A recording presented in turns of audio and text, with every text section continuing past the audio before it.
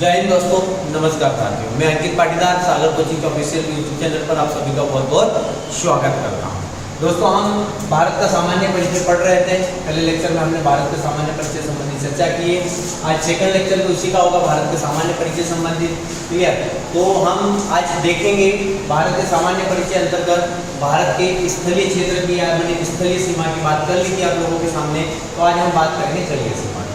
इसकी बात करेंगे दोस्तों जलीय सीमा।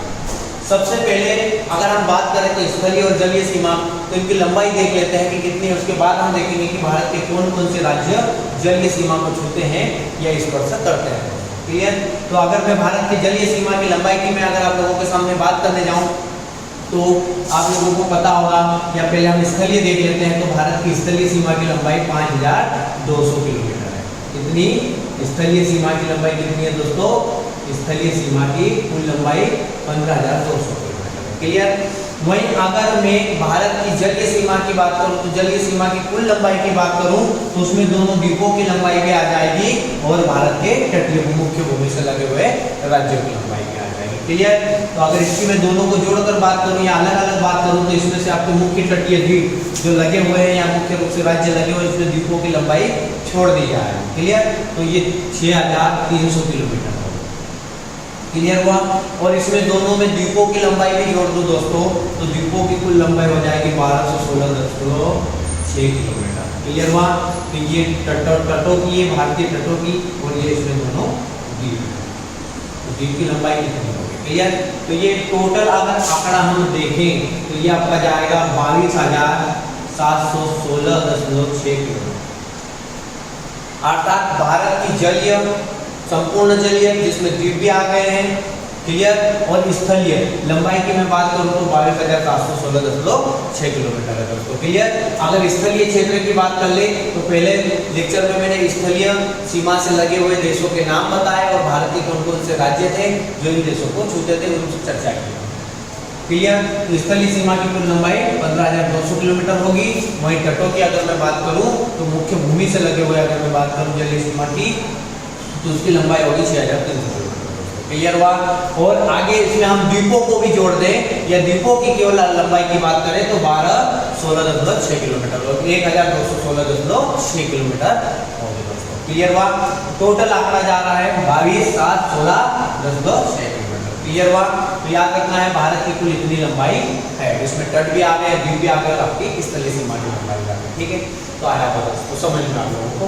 आगे हम बात करते हैं, इसी में थोड़ा सा आगे चलते हैं। तो जलीय सीमा से लगे हुए भारत के राज्य देख लेते हैं दोस्तों। क्लियर? तो भारत के कौन कौन से राज्य जलीय सीमा को छूते हैं या जलीय सीमा के साथ सीमा साझा करते हैं। क्लियर हुआ? तो भारत में दो टाइप के राज्य मिलेंगे आपको, पश्चिमी तटीय राज्य और पूर्वी तटीय राज्य। कितने टाइप के?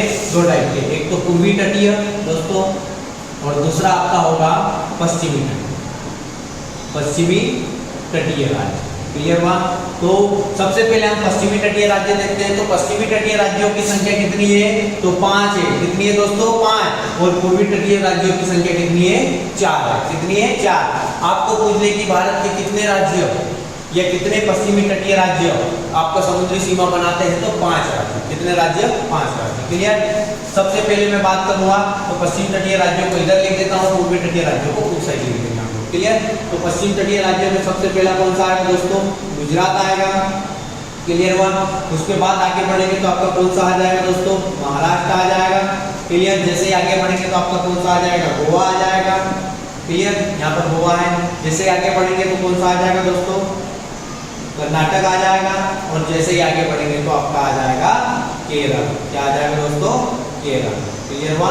क्या आ जाएगा? केरल। अर्थात गुजरात, महाराष्ट्र, गोवा, कर्नाटक और केरल, ये 5 ऐसे राज्य हैं जो पश्चिमी तट पर स्थित है, अर्थात पश्चिमी तटीय सीमा का निर्धारण करते हैं, पश्चिमी तटीय जलीय सीमा का निर्धारण करते हैं। क्लियर? वहीं आप 4 पूर्वी तटीय राज्यों को देख लेते हैं। तो यहाँ से अगर स्टार्ट करना चाहे तो तमिलनाडु सबसे पहला आपका आएगा, तमिलनाडु दोस्तों। उसके बाद आगे बढ़ेंगे तो आपका आ जाएगा आंध्र प्रदेश। आंध्र प्रदेश से आगे बढ़ेंगे तो आपका आ जाएगा ओडिशा। ओडिशा से आगे बढ़ेंगे तो आपका आ जाएगा पश्चिम बंगाल। क्या आ जाएगा दोस्तों? पश्चिम बंगाल। क्लियर बात? अर्थात ये 5 पश्चिमी तटीय राज्य है और ये 4 पूर्वी तटीय राज्य। क्लियर। अर्थात कुल मिलाकर 9 भारत के ऐसे राज्य हैं जो जलीय सीमा का निर्धारण करते हैं या जिनकी सीमा जल को छूती है या स्पर्श करती है। क्लियर हुआ। अब इसमें से कभी कभी बहुत बार पूछा गया दोस्तों कि भारत का ऐसा कौन सा राज्य है जो सर्वाधिक जलीय सीमा का निर्धारण करता है। तो याद रखना सर्वाधिक जलीय सीमा बनाने वाला राज्य कौन सा है आपका, गुजरात। कौन सा है दोस्तों, गुजरात। आप लोगों को याद रखना, ठीक है। तो भारत का गुजरात राज्य सर्वाधिक जलीय सीमा का निर्धारण करता है, अर्थात गुजरात राज्य की सीमा सर्वाधिक जल को छूती है, स्पर्श करती है। क्लियर। और सबसे कम की मैं बात कर लूं तो सबसे कम में कौन सा आ जाएगा दोस्तों, आपका गोवा। सबसे कम में क्या आ जाएगा, आपका गोवा आ जाएगा। क्लियर हुआ, सबसे कम। तो दो चीजें याद रखना है, टोटल कितने राज्य हैं, 9 राज्य जो जलीय सीमा के साथ सीमा बनाते हैं। उनमें से सर्वाधिक सीमा बनाने वाला राज्य गुजरात है, वही सबसे कम बनाने वाला आपका गोवा है। कौन है, गोवा है। क्लियर।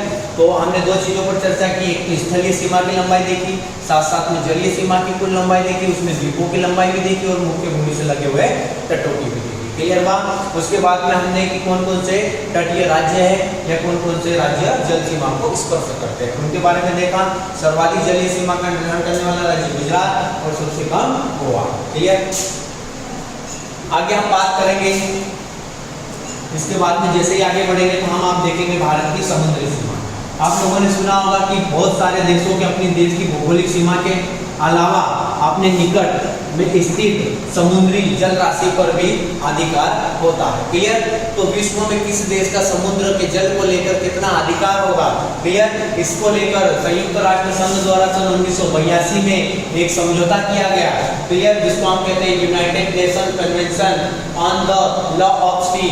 क्लियर। अर्थात समुद्री जल को लेकर जो कानून बनाया गया है, समझौता किया गया 1982 में किया गया। क्लियर हुआ।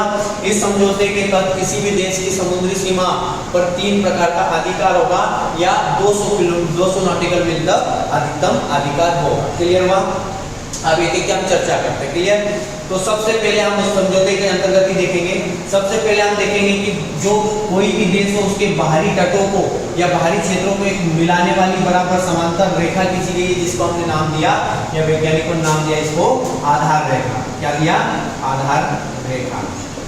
अर्थात ये रेड कलर में दिख रही है, क्या है, आधार रेखा, जो भारत के बाहरी तटीय स्थलों को एक रूप से मिला रही है। क्लियर। और इसके बीच में जो जल होता है उस जल को हम कहते हैं आंतरिक जल। क्या कहते हैं, आंतरिक जल कहते हैं दोस्तों। क्या कहते हैं हम लोग, आंतरिक जल। अर्थात भारत की मुख्य भूमि और आधार रेखा के मध्य जो जल होगा वो कैसा कहलाएगा, आंतरिक जल कहलाएगा।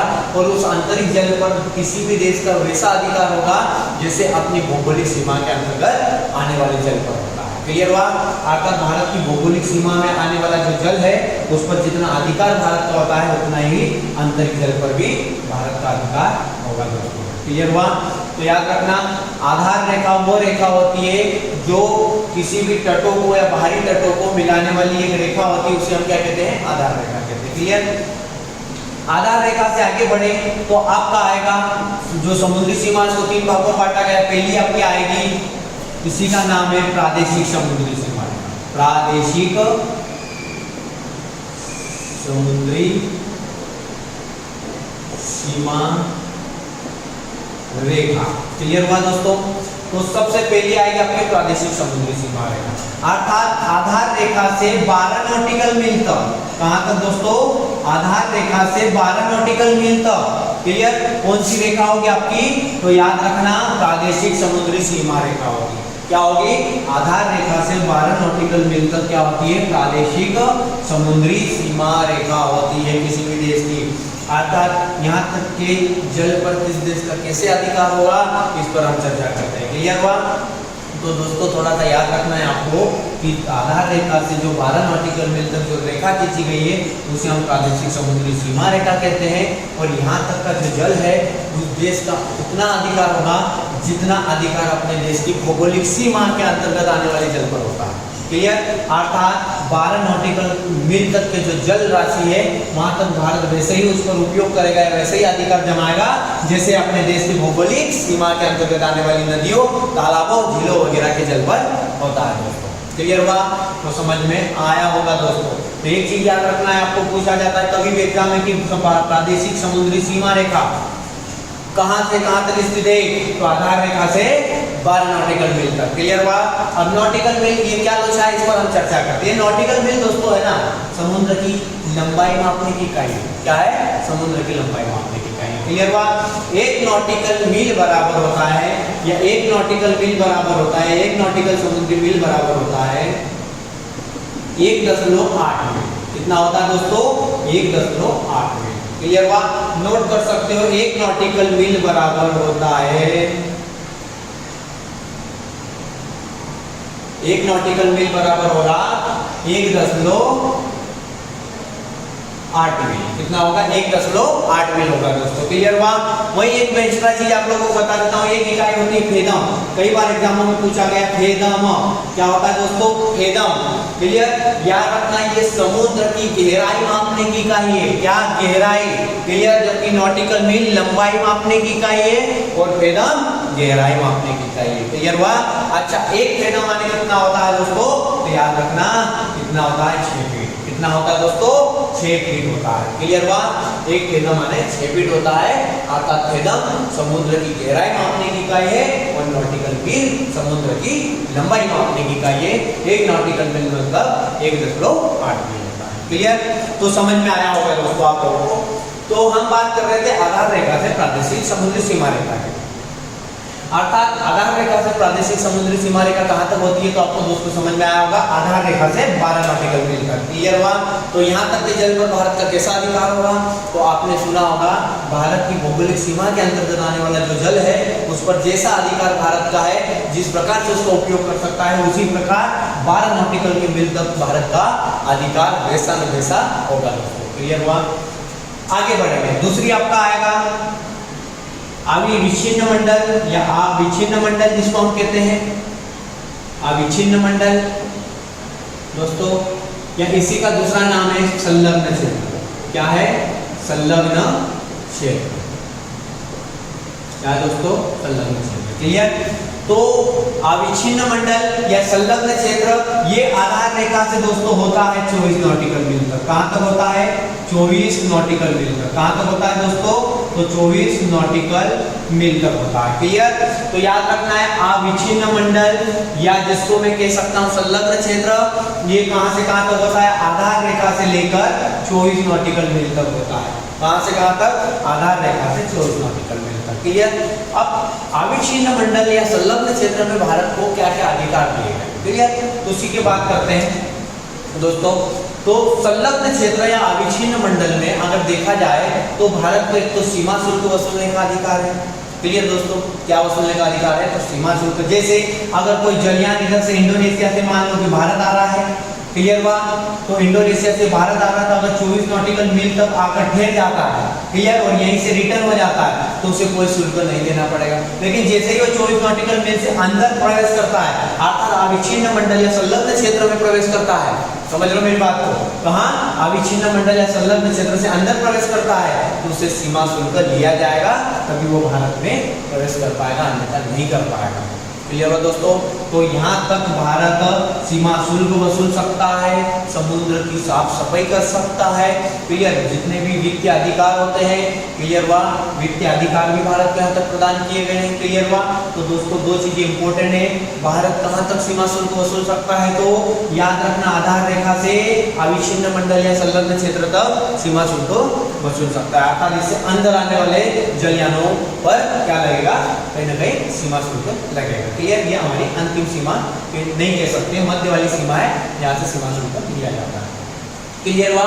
यहीं तक भारत समुद्र की क्या कर सकता है? साफ सफाई भी कर सकता है अपने हिसाब से दोस्तों। क्लियर? तो दो चीज याद रखना, अविच्छिन्न मंडल या संलग्न क्षेत्र में कितने प्रकार के अधिकार दिए गए हैं? 2 प्रकार के दिए गए, वैसे कई प्रकार के दिए गए, लेकिन मुख्य रूप से मैं 2 की चर्चा कर रहा हूँ। एक तो भारत सीमा शुल्क वसूल सकता है, क्या वसूल सकता है? सीमा शुल्क वसूल कर सकता है, और दूसरा समुद्र की साफ सफाई कर सकता है। क्या कर सकता है दोस्तों? साफ सफाई कर सकता है। क्लियर? आगे बढ़ते हैं। अगला आएगा आपका, आगे हम बात करें तो ये होगा आपका अनन्य आर्थिक क्षेत्र दोस्तों। क्या आएगा? अगला होगा आपका अनन्य आर्थिक क्षेत्र। क्लियर हुआ? अर्थात अनन्य आर्थिक क्षेत्र जीरो या आधार रेखा से लेकर दोस्तों कहां तक फैला है, तो याद रखना 200 नॉटिकल मील तक। क्लियर हुआ? अर्थात आधार रेखा से 200 नॉटिकल मील तक क्या आपका आएगा दोस्तों, अनन्य आर्थिक क्षेत्र आएगा। क्लियर हुआ? अर्थात अंतिम रूप से किसी भी देश की समुद्र पर या किसी भी देश का समुद्र पर कहां तक अधिकार होता है, तो आधार रेखा से अधिकतम 200 नॉटिकल मील तक। दोस्तों सीधा सा कॉमन क्वेश्चन है, आपको पूछ ले कि किसी भी देश का समुद्र पर कहां तक या कितनी जल राशि पर अधिकार होता है, तो अपनी आधार रेखा से लेकर 200 नॉटिकल मील तक। कहां तक? 200 नॉटिकल मील तक। इसी 200 नॉटिकल मील वाले क्षेत्र को क्या कहते हैं, हम अनन्य आर्थिक क्षेत्र कहते हैं। क्या कहते हैं दोस्तों? अनन्य आर्थिक क्षेत्र कहते हैं। क्लियर हुआ? अब यहाँ पर किस प्रकार के भारत को अधिकार दिए गए, क्लियर, उस पर हम चर्चा करेंगे। तो दोस्तों मैं बताना चाहूंगा, अनन्य जो आर्थिक क्षेत्र है यहाँ पर या यहाँ तक के क्षेत्र पर भारत नए द्वीपों का निर्माण कर सकता है, अर्थात नए नए द्वीपों को, कृत्रिम द्वीप, आर्टिफिशियल द्वीपों का निर्माण भी कर सकता है, या प्राकृतिक द्वीप जो भी आएंगे इस क्षेत्र के अंतर्गत, उन सब पर अधिकार किसका होगा, भारत का होगा। किसका होगा दोस्तों? भारत का होगा। तो नए नए द्वीपों का निर्माण कर सकता है। क्लियर? इसके अलावा मैं बात अगर यहाँ पर करूँ तो जितने भी खनिज पदार्थ है उनका उत्पादन कर सकता है, या जितने भी खनिज संसाधन है समुद्र में पाए जाने वाले, उन पर भी कहाँ तक अधिकार होगा, 200 नॉटिकल मील तक अधिकार होगा। अर्थात आप लोगों ने सुना होगा कि भारत में सर्वाधिक पेट्रोलियम मुंबई हाई से उत्पादन होता है। वही मुंबई हाई जो मुंबई से कई किलोमीटर समुद्र में स्थित है। क्लियर? तो वही मुंबई हाई जहाँ से जापान से हमने मंगवाया था सागर सम्राट पेट्रोलियम निकालने के लिए दोस्तों। क्लियर? तो वो किस क्षेत्र में पड़ता है, तो अनन्य आर्थिक क्षेत्र में पड़ता है। कहाँ पर पड़ता है? अनन्य आर्थिक क्षेत्र में पड़ता है। क्लियर हुआ? कहाँ पड़ता है? अनन्य आर्थिक क्षेत्र में पड़ता है। क्लियर हुआ दोस्तों? तो याद रखना है, अनन्य आर्थिक क्षेत्र कहां से कहां तक होता है, आधार रेखा से 200 नॉटिकल मील तक होता है। अर्थात यहाँ से बाहरी समुद्र लग जाता है, अर्थात 200 नॉटिकल मील के बाद जो समुद्र बचता है उस पर विश्व के जितने भी देश है उनका एक समान अधिकार होगा, उनका एक समान अधिकार होगा। क्लियर? किसी भी देश की अधिकतम समुद्री सीमा कहां तक होगी, 200 नॉटिकल मील तक होगी। क्लियर हुआ? तो याद रखना है, अनन्य आर्थिक क्षेत्र में भारत नए नए द्वीपों का निर्माण कर सकता है, खनिज पदार्थों का उत्पादन कर सकता है, दोहन कर सकता है उनका। क्लियर हुआ? ये अनेक कार्य ऐसे हैं जो भारत इन क्षेत्रों में कर सकता है, इन समुद्री क्षेत्रों पर 200 नॉटिकल मील तक अपनी क्रियाविधि या गतिविधियां संचालित कर सकता है दोस्तों। क्लियर हुआ? तो मेरे हिसाब से आप लोगों को समझ में आया होगा। मैंने भारत की समुद्री सीमा के बारे में चर्चा की थी, थोड़ा एक बार और बता देता हूँ। ये तीनों किस आधार पर बांटे गए, ये जो समझौता हुआ था 1982 में दोस्तों, 1982 में, इस आधार पर किसी भी देश का अधिकतम समुद्र पर कहां तक अधिकार होगा, 200 नॉटिकल मील तक होगा दोस्तों। क्लियर हुआ? अर्थात आधार रेखा से लेकर 12 नॉटिकल मील तक क्या होगी, प्रादेशिक समुद्री सीमा होगी। आधार रेखा से 24 नॉटिकल मील तक क्या होगा, संलग्न क्षेत्र होगा या अविच्छिन्न मंडल होगा। क्लियर हुआ? वही आधार रेखा से हम 200 नॉटिकल मील तक बात करें तो दोस्तों क्या होगा, आपका अनन्य आर्थिक क्षेत्र होगा। क्या होगा आपका? अनन्य आर्थिक क्षेत्र होगा दोस्तों। मेरे हिसाब से ये आप लोगों को समझ में आ रहा होगा, कौन कौन से इसमें कहाँ तक किस प्रकार से अधिकार दिए गए, उसको भी आप आसानी से समझ सकते हो या वीडियो को देख कर नोट कर सकते हो। क्लियर? और आधार रेखा और भारत की मुख्य भूमि के मध्य जो जल होगा उस जल को हम क्या कहेंगे दोस्तों, अंतरिक्ष जल कहेंगे। क्या कहेंगे? अंतरिक्ष जल कहेंगे। क्लियर हुआ? तो याद रखना, फ्रीडम समुद्र को गहराई मापने की इकाई और नॉटिकल मील समुद्र की लंबाई मापने की इकाई। क्लियर? तो समझौते का नाम देख सकते हैं, United nation convention on the law of sea है, जो कब हुआ था, 1982 में हुआ था। क्लियर? ये तो हमने चर्चा की। अब थोड़े से भारत का मैंने पहले लेक्चर में आप लोगों का पहला मेरा वीडियो आता है, उसमें मैंने आप बहुत सारे तथ्यों पर चर्चा की थी, आप लोगों के सामने कुछ चीजें बची थी उन पर चर्चा की है। क्लियर? तो अब इसमें अगर देखें तो भारत के उत्तर दक्षिण में, या ये बोल सकते समुद्री सीमा में देखें तो भारत के यहाँ पर दक्षिण में कौन सी खाड़ी स्थित है दोस्तों, इस पर भी हम चर्चा कर लेते हैं थोड़ा मोटे मोटे रूप से, या देख लेते हैं। मैं आपको बता देता हूँ, आप स्क्रीनशॉट लेना चाहो तो ले सकते हो दोस्तों, फिर मैं इसको साफ कर दूँ।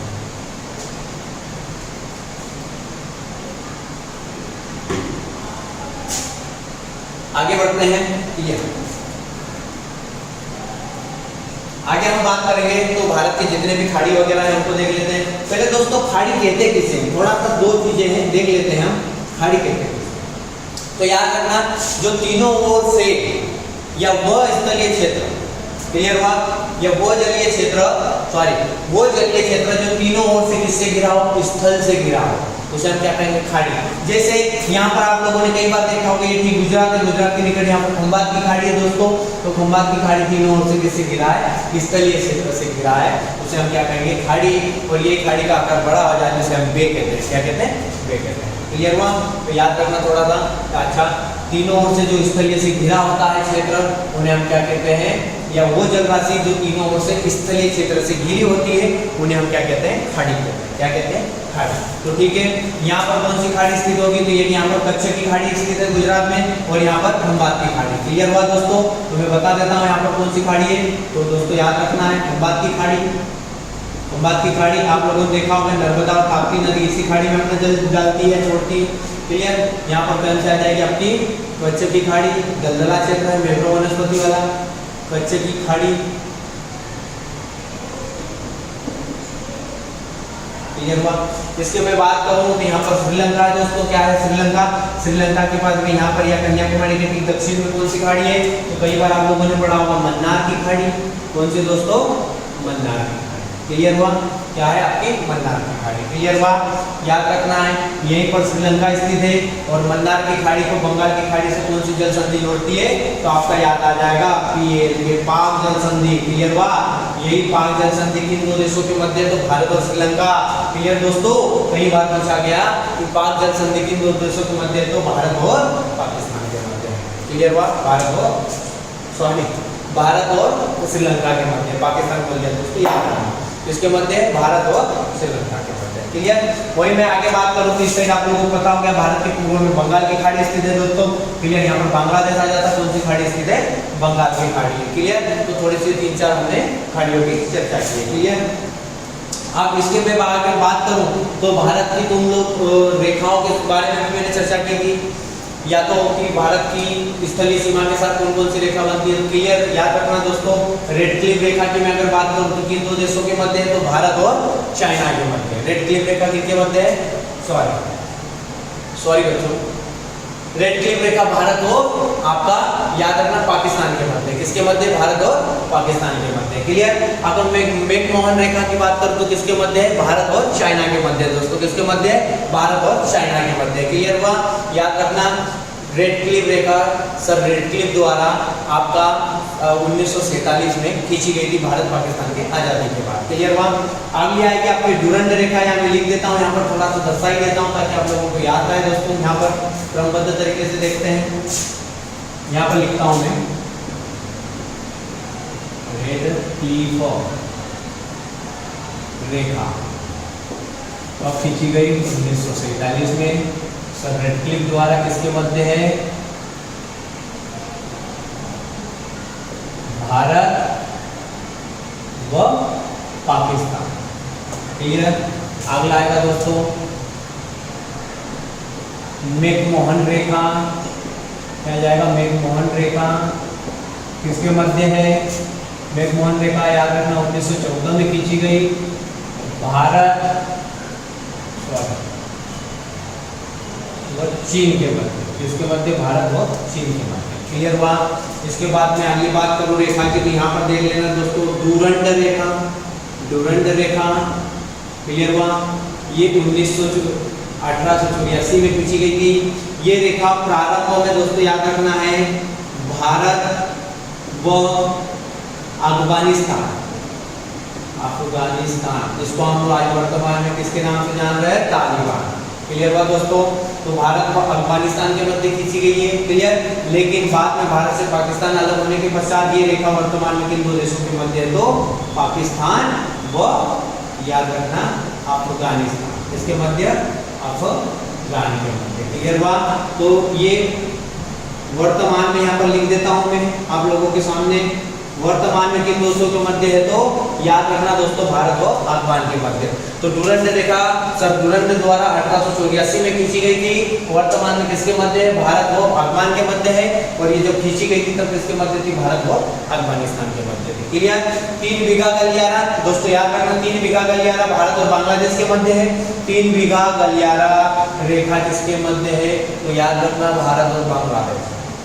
क्लियर हुआ? 3 बीघा गलियारा इसके मध्य है, भारत और बांग्लादेश। क्लियर, शून्य रेखा डिग्री या शून्य रेखा बोल सकते हो किसके मध्य है, तो भारत का त्रिपुरा, ये ना त्रिपुरा यहाँ टी कर देता हूँ, त्रिपुरा और बांग्लादेश ये मैं क्या कर देता हूँ, बी कर देता हूँ। क्लियर, तो त्रिपुरा और बांग्लादेश के मध्य जो सीमा बनती है उसे हम क्या नाम देते हैं, शून्य रेखा। क्या नाम देते हैं दोस्तों, शून्य रेखा नाम देते हैं। क्लियर हुआ, तो ये थोड़ी बहुत हम लोगों ने चर्चा की भारत की स्थलीय सीमा के साथ जिनके जिनके साथ भी बनती थी। क्लियर, उसको किस नाम से जाना जाता हमने देख लिया है। क्लियर हुआ, याद रखना एक चीज रेड क्लिप में और बता देता हूँ, ये रेखा 1947 में खींची गई, भारत और पाक के मध्य खींची गई, और इस रेखा को जब 1972 में आप लोगों ने पढ़ा होगा दोस्तों, शिमला समझौता हुआ था। क्लियर, या इंदिरा गांधी और बेनजीर भुट्टो के मध्य 1972 में शिमला समझौता हुआ था। उसी समझौते में कहा जाता है कि इस रेखा को अपनाया गया दोनों देश द्वारा। क्लियर, क्लियर हुआ, तो मेरे हिसाब से समझ में आया होगा आप लोगों को। क्लियर, तो ये थोड़ी बहुत रेखाओं की चर्चा कर ली हमने, कौन कौन से देशों के मध्य कौन कौन सी रेखा है। क्लियर, भारत के संदर्भ में। ओके, अब दोस्तों इसके बाद हमारा दो चीजें बच जाती है, अंडमान निकोबार द्वीप समूह और हमारा लक्षद्वीप। इन दोनों पर हमें चर्चा करना है। क्लियर, इनका विस्तृत वीडियो आपके सामने आएगा। क्लियर, ये मेरा वीडियो आज यहीं एंड करता हूँ क्योंकि ज़्यादा लंबा हो जाएगा। क्लियर, तो इसका अंडमान निकोबार द्वीप समूह और लक्षद्वीप समूह का अगला वीडियो बहुत जल्द आप लोगों के सामने होगा दोस्तों। क्लियर, तो ये आज का पढ़ाना हमारा समझ में आता हो या डेली के हमारे जो भी वीडियोस आ रहे हैं हमारे चैनल पर आप लोगों को पसंद आते हो, तो मैं आप लोगों से उम्मीद करता हूँ, निवेदन करता हूँ कि आप लोग ज़्यादा से ज़्यादा लोगों को बोले, शेयर करें या लाइक करें, सब्सक्राइब करें। और दोस्तों महत्वपूर्ण बात यह है कि अपने दोस्तों को बोले कि बेल आइकन दबाना ना भूले, जिससे नोटिफिकेशन अगले वीडियो का आए तो आपके मोबाइल पर मिल जाए दोस्तों। क्लियर, मिलेंगे अगली क्लास में किसी अगले लेक्चर के साथ, इसी पर चर्चा होगी भारत के सामान्य परिचय पर। जय हिंद दोस्तों, नमस्कार।